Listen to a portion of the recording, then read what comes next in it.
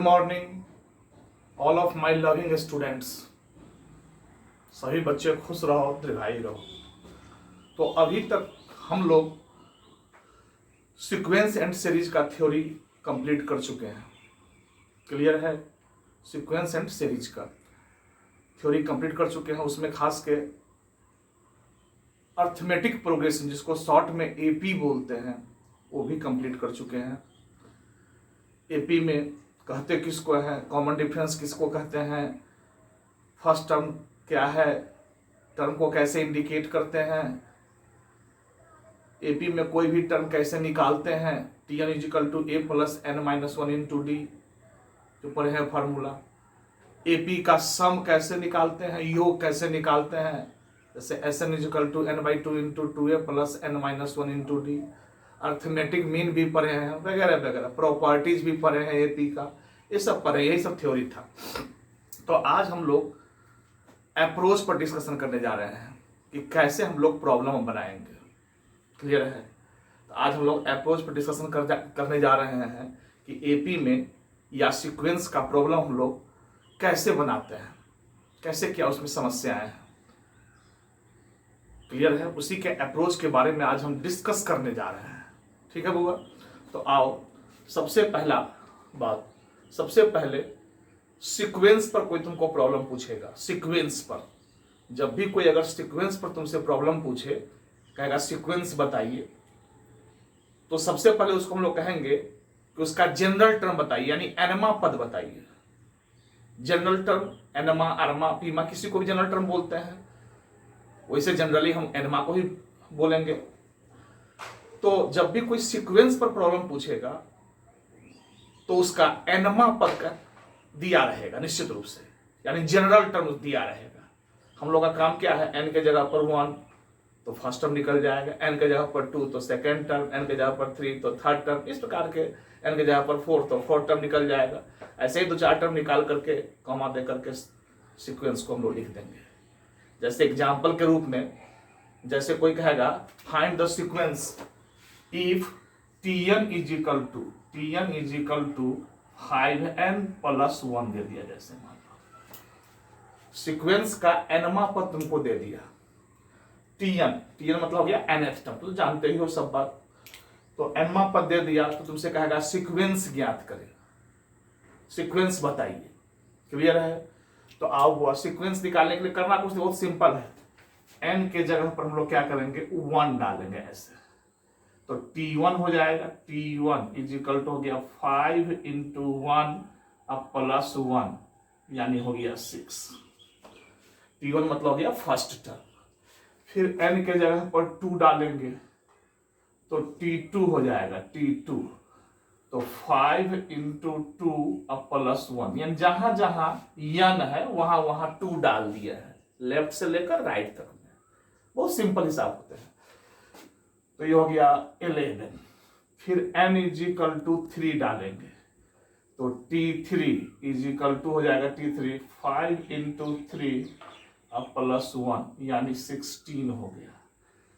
फिर n is equal to 4 डालेंगे तो T4 इजिकल टू हो गया 5 इंटू 4 प्लस 1, क्योंकि हमारा यही है जनरल टर्म, एनमा पर दिया हुआ है, इसी में डाल रहे हैं, तो हो जाएगा 21।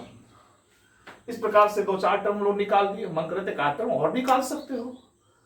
क्लियर है? तो हमारा सीक्वेंस क्या हो गया, हमारा सीक्वेंस हो गया, फर्स्ट हो गया 6, 11, 16, 21, यही हमारा सीक्वेंस हो गया, यही सीक्वेंस हो गया। 6, 11, 16 और 21 इस तरीका से आगे बढ़ रहा है। तो वही हम कहना चाह रहे थे कि सीक्वेंस जब भी अगर निकालना हो तो जनरल टर्म दिया रहेगा। क्लियर है? जनरल टर्म बोलते हैं nth टर्म को, या आरमा पद को, पीमा पद को, कोई भी बोलते हैं, वैसे हम एनमा को ही जनरली बोलेंगे। तो जनरल टर्म तुमको दिया रहेगा, तुम्हारा काम क्या है, n के जगह पर 1 2 3 4 5 डाल करके लेफ्ट राइट में क्रमशः first term, second term, third term, fourth term निकाल लोगे। 2-4 टर्म जब निकल जाएगा कॉमा देकर लिख दोगे, यही तुम्हारा सीक्वेंस हो गया। हाँ, कभी कभी जनरल टर्म t से इंडिकेट नहीं करके ऐसे कर देगा, a से, ऐसे an is equal to 5n plus 1 ऐसे कर देगा, ऐसे an is equal to 5n plus 1। ऐसे तुमको इंडिकेट कर देगा, टी से नहीं करके ए से इंडिकेट कर देगा, ए से, ऐसे ए एन। तो घबराना नहीं, जैसे यहां बनाए हो उसी प्रकार से यहां भी करेंगे। यहां क्या करेंगे, एन इज इक्वल टू 1 यहां डालेंगे, फिर यहां भी तो क्या हो जाएगा A1 हो गया 5 इंटू 1 प्लस 1 यानी 6 हो गया। A1 का मतलब यहाँ फर्स्ट टर्म हो गया, तो AN लिख के भी दे सकता है या TN लिख के भी, घबराना नहीं, दोनों बात सेम हो गया। फिर इसी प्रकार से n इज इक्वल टू 2 डालेंगे तो A2 हो गया 5 इंटू 2 प्लस 1 यानी 11 हो गया। फिर n इज इक्वल टू 3 डालेंगे तो A3 हो गया 5 इंटू 3 प्लस 1 तो 16 हो गया। यानी A1 फर्स्ट टर्म को इंडिकेट कर रहा है, A2 सेकेंड टर्म को, A3 थर्ड टर्म को। तो TN लिख के भी दे सकता है या AN लिख के भी दे सकता है। वो घबराना नहीं, दोनों सेम बात हुआ। इस प्रकार से सीक्वेंस हमारा क्या हो गया 6, 11, 16 डॉट डॉट इस तरीका से लिख दिए। यहाँ 3 टर्म निकाले हैं, मन करता तो n इक्वल टू 4 रख के भी A4 भी निकालते। तो इस सब देखने के बाद तुमको क्या लग रहा है कि जब भी कोई सीक्वेंस कहेगा निकालने के लिए, कहेगा सीक्वेंस बताइए, तो हम लोग सीधे कहेंगे जनरल टर्म बताइए। जरूर जनरल टर्म वो दिया रहेगा, या तो TN करके देगा या AN करके देगा। हमारा काम इतना ही होगा कि n के जगह पर 1, 2, 3, 4 डालेंगे तो हम लोग को पहला, दूसरा, तीसरा, क्रमशः चौथा इस तरीका से पद निकल जाएगा। 2-4 को पद निकाल करके कॉमा के रूप में सीक्वेंस को हम लोग लिख डालेंगे। तो क्लियर हो गया होगा, सीक्वेंस में कोई दिक्कत नहीं है। हाँ, कभी कभी कंडीशनल सीक्वेंस भी दे देता है। जैसे एक हिसाब जैसे मैं डिस्कस कर रहा हूँ, देखो इसमें कोई दे दिया, मान लो जैसे दे दिया, जैसे एक प्रॉब्लम देखो, जैसे एक प्रॉब्लम मैं तुम्हारे बुक से ही ले रहा हूँ।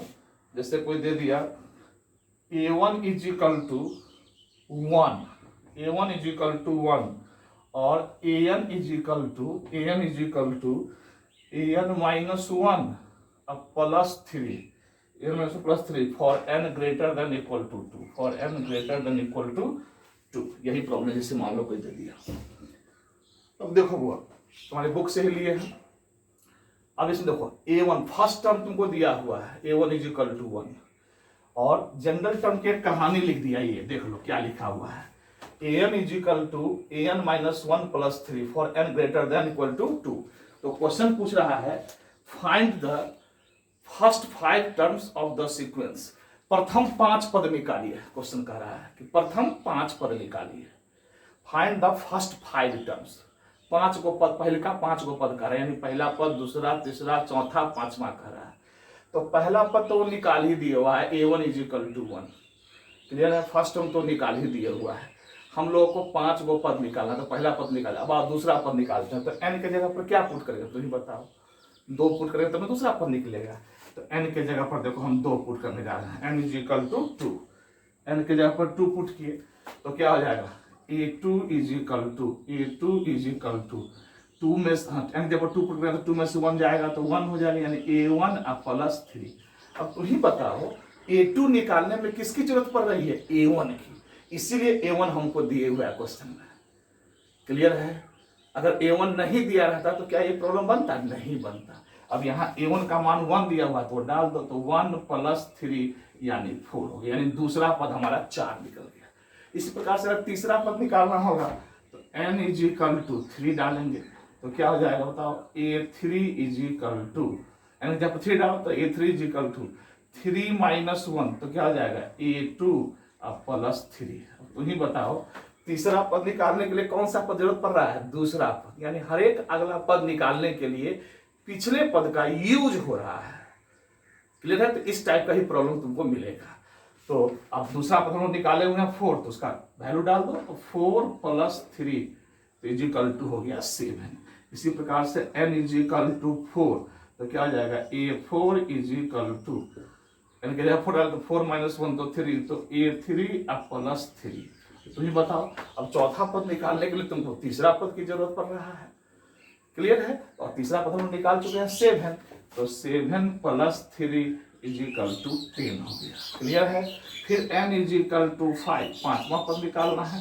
तो क्या n की जगह 5 डालो तो A5 इज इक्वल टू 5 में से 1 गया तो 4, A4 प्लस 3 और A4 हम लोग देखो निकाले हुए हैं 10। इसमें 10 डाल दो A4 के जगह पर, तो 10 प्लस 3 यानी 13 हो गया। यही हमारा आंसर हो गया, क्योंकि कह रहा था फर्स्ट 5 टर्म्स निकालने के लिए, प्रथम 5 पद कह रहा था निकालने के लिए। क्लियर है? तो प्रथम 5 पद देखो ना हम लोग निकाल दिए, पहला पद तो दिए ही हुआ था, बाकी 4 को दूसरा तीसरा चौथा पांचवा, यही 5 पद मांग रहा था। तो कभी कभी ऐसे भी देगा। तो ऑन दी होल तुम क्या देख रहे हो कि जब भी कोई सीक्वेंस पर तुमसे प्रॉब्लम पूछेगा, सीक्वेंस पर, तो सीधे कहो ना सीक्वेंस बताइए, तो हम लोग कहेंगे जनरल टर्म बताइए, यानी एनमा पद बताइए, वो जरूर हमको जनरल टर्म देगा। क्लियर? या तो टी के रूप में लिख के देगा या ए के रूप में लिख के देगा, घबराना हमको नहीं है। एन के जगह पर 1 2 3 4 5 डालेंगे, अपने आप पहला दूसरा तीसरा चौथा पांचवा पद निकलेगा, और इस प्रकार से हम लोग को सीक्वेंस प्राप्त हो जाएगा। तो ये कहानी था वो सीक्वेंस पर प्रॉब्लम पूछने का। यहां तक तो समझने में किसी को दिक्कत नहीं है। अब इसे थोड़ा आगे बढ़ते हैं। क्लियर है? तो इसको नोट कर लेना। हम तुमको एक मिनट का समय दे रहे हैं, इसको जल्दी से नोट कर लो, तो फिर मैं आगे डिस्कस कर रहा हूँ। इस सीक्वेंस पर जब भी प्रॉब्लम कोई पूछेगा तो इन्हीं टाइप सब पर रहता है। क्लियर है? इसको जल्दी से नोट कर लो, इसके बाद हम आगे का डिस्कस कर रहे हैं। हो गया होगा नोट? क्लियर है बुआ? चलो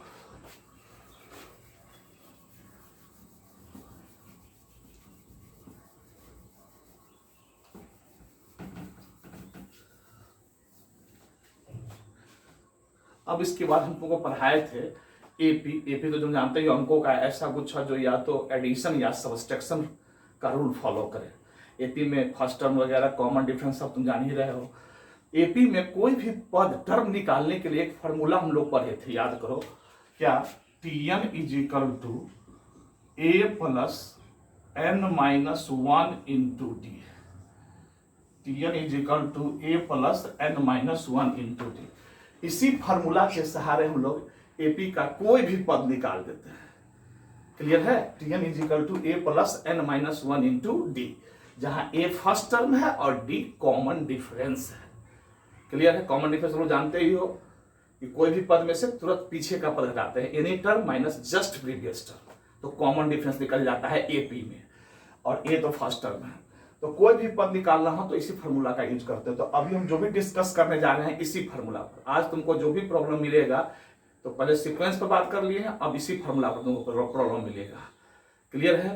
तो आज इस पर कैसे कैसे हिसाब पूछ जाता है, जरा उस पर जरा बात हम लोग कर ले। जैसे मान लो कोई तुमको एपी दे देगा 3 5 7 9 ऐसे दे देगा, और कहेगा फाइंड 50th टर्म, 50वां पद निकालिए। इस एपी का 50वां पद निकालिए, तुमसे पूछेगा कि T50 is equal to what, ऐसे कोई पूछ देगा। इसका 50वां पद क्या होगा? क्लियर है? तो आओ 50वां पद, कोई भी पद निकालने के हम लोग को ए और डी चाहिए। तो फटाक से पहले यहाँ हेयर ए इज हेयर मतलब यहाँ ए इज इक्वल टू ए मतलब फर्स्ट टर्म, ए हमारा क्या है 3 है, और डी हमारा क्या है 5 में से 3 गया तो 2, या 7 में से 5 गया तो 2, या 9 में से 7 गया तो 2। कोई भी पद में से तुरंत पीछे का पद घटाओगे तो डी प्राप्त हो जाता है, तुम तो जानते ही हो। तो ए और डी प्राप्त मालूम हो गया, तो T50 निकालना है हम। तो T50 इज इक्वल टू लगाओ फॉर्मूला, तो क्या हो जाएगा ए प्लस 50 माइनस 1 इंटू डी, यानी 49 डी हो जाएगा। क्या क्लियर हो गया? एन के जगह 50 डालोगे तो ए प्लस 50 में से 1 जाएगा तो 49 ही ना होगा बुआ, तो 49 डी। और इस प्रकार से ए का मान डाल दो 3 और प्लस 49 और डी का मान 2, 49 दूना 98। क्लियर है?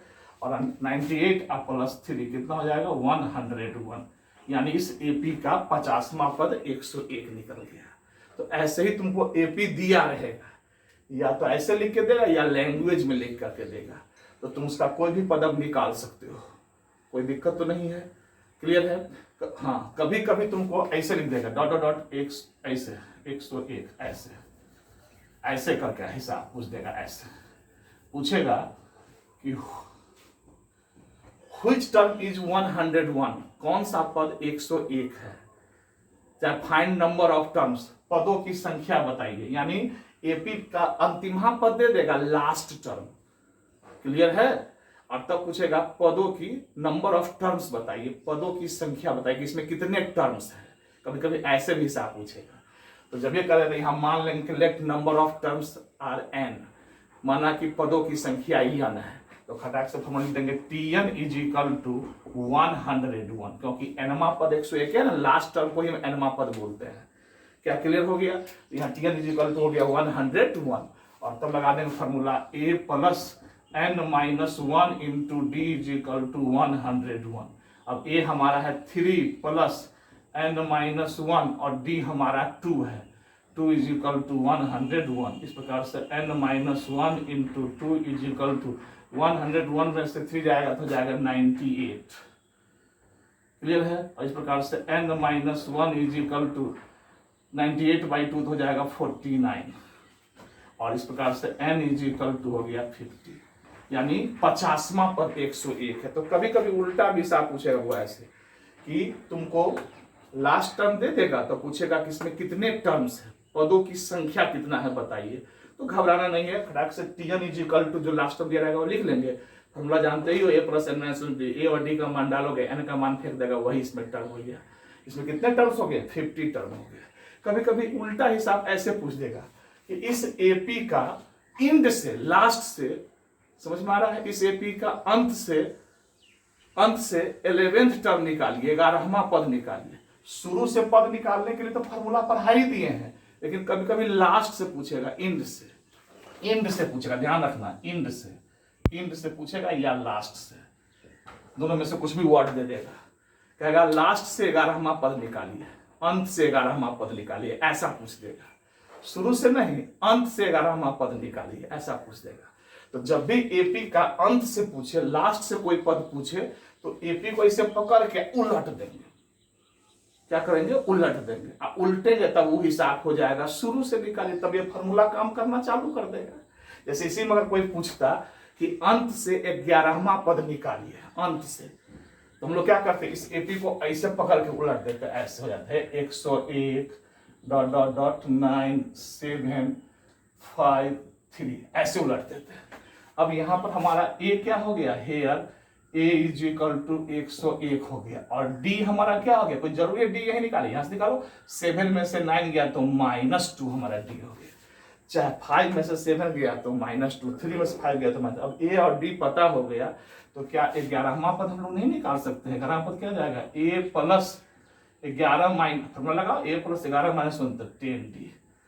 क्या समझ में आ गया? a प्लस 10d, और इस प्रकार से इसमें मान डाल देंगे तो a का मान हो गया 101 और प्लस 10 और d का मान है -2, यानी 101 और -20। क्या क्लियर है? और इस प्रकार से कितना हो जाएगा? 81 हो गया हमारा। क्लियर है? क्लियर हो गया। तो हमारा 11वां पद कितना निकल गया? 81 अंत से।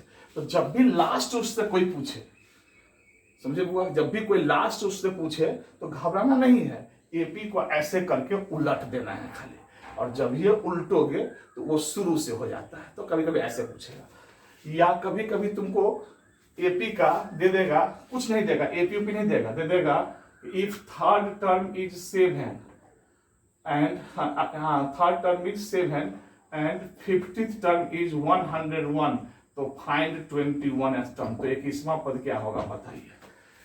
देखो कभी कभी दो इक्वेशन तुमको दे देगा, कहेगा इफ थर्ड टर्म इज 7, अगर तीसरा पद 7 है, ध्यान सुनना, तीसरा पद क्या है? 7 है, और 50वां पद कभी कभी तुमको दो इक्वेशन दे देगा।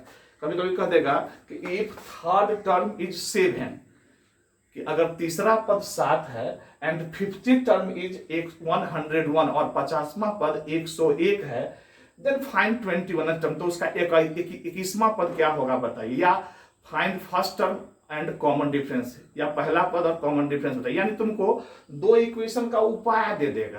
क्लियर है? तो तुमसे ए डी या कोई पद पूछ सकता है। तो या तो क्लियर है, खटाक से यहां मान लेंगे। सबसे पहले इसे let A be the first term, let a be the first term and d be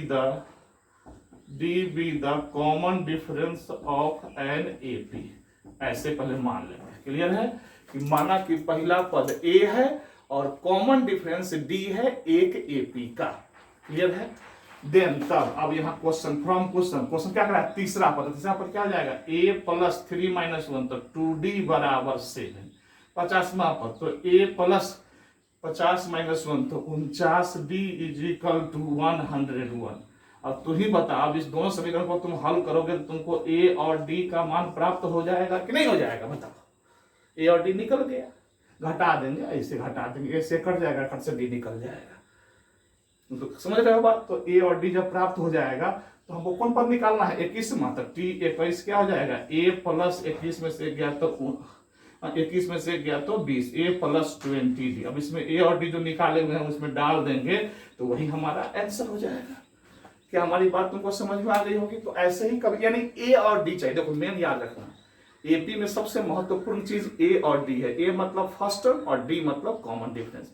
यह दोनों चीज तुमको पता रहना चाहिए, नहीं रहेगा तो जरूर दो ठो इक्वेशन देगा वो, जिससे हम लोग a और d निकाल लेंगे। और जो a और d प्राप्त हो जाएगा तो कोई भी पद हम लोग आराम से प्राप्त कर सकते हैं, कोई भी पद। क्लियर है। तो इसी टाइप का हिसाब से इस पर पूछा जाता है। इसमें कोई ऐसा नहीं है कि बहुत इसमें मतलब बहुत टफ या ऐसा प्रॉब्लम हो जाएगा, ऐसा नहीं, यही सब हिसाब होता है। हाँ एक बात और करूंगा, यहाँ तो समझने में कोई दिक्कत नहीं है। अब जैसे मैं अब कभी कभी एपी में 3 या 4 संख्या पर हिसाब पूछ सकता है, 3 या 4 संख्या पर। तो जब भी एपी में 3 संख्या मानना हो तो ऐसे मानना बुआ, बहुत फायदा होगा। 3 numbers in AP, 3 numbers in AP अगर मानना हो, एपी में 3 संख्या मानना हो तो ऐसे मानेंगे, a माइनस डी, ए और a प्लस डी। इससे कैलकुलेशन क्या आ जाता है, बड़ी आसान हो जाता है। ध्यान रखना, एपी में जब भी अगर 3 संख्या मानना हो, 3 नंबर, तो ऐसे मानेंगे a माइनस डी, ए और a प्लस डी। देखो दो ही वैल्यू में 3 चीज मान ली, तो इससे कैलकुलेशन आसान हो जाता है, इसलिए ऐसा मानना चाहिए। और जब 4 संख्या अगर मानना हो, 4 नंबर्स इन एपी, एपी में अगर 4 संख्या मानना हो तो ऐसे मानेंगे, a minus 3d, a minus D, a plus D और a plus 3d।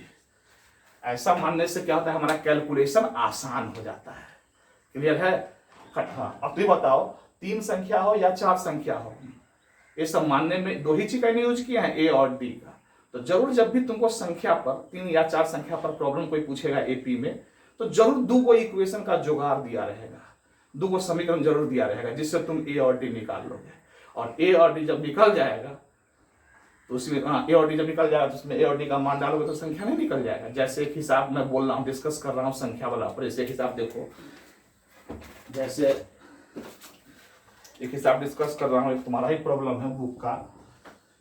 3 numbers are in AP, AP में 3 संख्याएं हैं। तो जब ये 3 संख्याएं एपी में बोल रहा है तो ऐसे ही मानेंगे, ऐसे ही a माइनस डी, ए और a प्लस डी, ऐसा मान लेंगे कि let a minus D, A plus D are 3 numbers in AP, ऐसे लिखेंगे, ऐसे let a minus D, A plus D are 3 numbers in AP, 3 numbers in AP, ऐसे मान लेंगे। क्लियर है। अब आओ, अभी 3 संख्या का निकालने के लिए तुमको a और d का मान चाहिए कि नहीं चाहिए, तो ही बताओ। तो a और d का मान निकालने के लिए कितना इक्वेशन चाहिए, 2 इक्वेशन। तो 2 इक्वेशन जरूर दिया रहेगा सारे प्रॉब्लम में, जब भी संख्या वाला हिसाब होगा। तो जैसे यहां भी दिया हुआ है, इफ देयर सम इज 27, इनका योग जो है सो 27 है। यानी फ्रॉम क्वेश्चन के हिसाब से बोल रहा है, फ्रॉम क्वेश्चन इसका योग, तो a minus D plus A plus D is equal to 27। Question कह रहा है कि इनका योग कितना है, सम कितना है, 27। देखो जोड़े तो d से d क्या हो गया, कैंसिल, ए तो क्या हो गया, 3a इज इक्वल टू 27, तो a इज इक्वल टू 9। देखो अब a का मान फटक से मिल गया। ओके ऐसा माने थे तब ना फायदा हमको हुआ है, क्योंकि d से d कट गया, 3a इज इक्वल टू 27, तो a इज इक्वल टू 9 हो गया। क्लियर है। अब a निकल गया, अब d निकालने के लिए एक और मसला चाहिए कि नहीं चाहिए, तो जरूर दिया होगा प्रॉब्लम में। क्या दिया हुआ है, एंड देयर प्रोडक्ट इज 648, तो फाइंड द नंबर्स। और उनका गुणनफल 648 है। एंड कह रहा है गुणनफल, यानी a minus D into A plus D is equal to 648, ऐसा क्वेश्चन बोल रहा है। उनका गुणनफल कितना है, 648 है। क्लियर है। उनका गुणनफल कितना है, 648। तो कह रहा है फाइंड द नंबर्स। अब तुम ही बताओ, इसमें a का मान जिसमें 9 जब डाल देंगे तो क्या यहां से हम लोग को d प्राप्त होगा कि नहीं हो जाएगा, बताओ। जब ये ए का मान इसमें 9 डालेंगे तो यहाँ से डी मिल जाएगा, और ए और डी प्राप्त हो गया तो यह तीनों संख्या हमको मिलेगा कि नहीं मिलेगा बताओ। तो मैं ये कहना चाह रहा था कि जब भी 3 या संख्या या 4 संख्या पर प्रॉब्लम कोई पूछे तो ऐसे मानोगे संख्या सबको, तो तुम्हारा कैलकुलेशन आसान हो जाएगा और ए और डी हमेशा निकल जाएगा। और ए और डी निकालने के लिए प्रॉब्लम में हमेशा 2 ठो इक्वेशन का जुगाड़ जरूर दिया रहेगा, क्योंकि जुगाड़ देगा तब ना ए और डी निकलेगा। तो बुआ आज इसी पर डिस्कस किए हैं, इन्हीं सब बात पर तुम्हारा एक सुंदर सा एक्सरसाइज है। फर्स्ट एक्सरसाइज है सीक्वेंस सीरीज का, एपी का फर्स्ट एक्सरसाइज, उसका नाम है एक्सरसाइज 11 का ए। यही तुम लोग का होमवर्क है, याद रखना। हम जितना बात बोले हैं पहले थ्योरी को बढ़िया से रिवीजन कर लेना, उसका अप्रोच का खूब बढ़िया से देख लेना, जितना हम बात बोले उसको बढ़िया समझ लेना, और तब एक्सरसाइज में इन करना 11 का ए। पेज नंबर इसमें है 394, पेज है 394 पेज है, एक्सरसाइज 11 का ए। यही तुम लोग का होमवर्क हो गया, क्लियर है। अब इस एक्सरसाइज में आप घुसिए और जितने हिसाब है इसमें हिसाब देख रहे हैं 31 को प्रॉब्लम है, 31 को हिसाब है, क्लियर है। 31 प्रॉब्लम आप लोग अब बढ़िया से बनाइए। और इसमें जो जो दिक्कत होगा, मैं समझ रहा हूं कि इसमें तुमको क्या दिक्कत होगा, उस प्रॉब्लम का वीडियो हम अगले क्लास में तुमको भेजेंगे। तो यहां तक हमारी बात समझ में आ गई होगी। हाँ, इसमें बनाकर जो तुमसे नहीं बने घबराना नहीं, क्लियर है। वो हमसे पूछना नहीं, हम जान रहे हैं कि तुमको क्या क्या प्रॉब्लम होने जा रहा है, इसलिए उसका हम वीडियो, उसका हम क्लास अगले क्लास में हम बताएंगे क्या क्या तुमको उसमें प्रॉब्लम है। इसलिए जो तुमसे बने वो सब बना लेना, जो नहीं बने हम समझ जाएंगे क्या प्रॉब्लम है। तो यहाँ तक समझने में किसी को दिक्कत नहीं, होमवर्क भी तुम लोग को मिल चुका, क्लियर हो गया। तो मेरे तरफ से सभी बच्चों को बहुत बहुत प्यार। Thank you for your patience.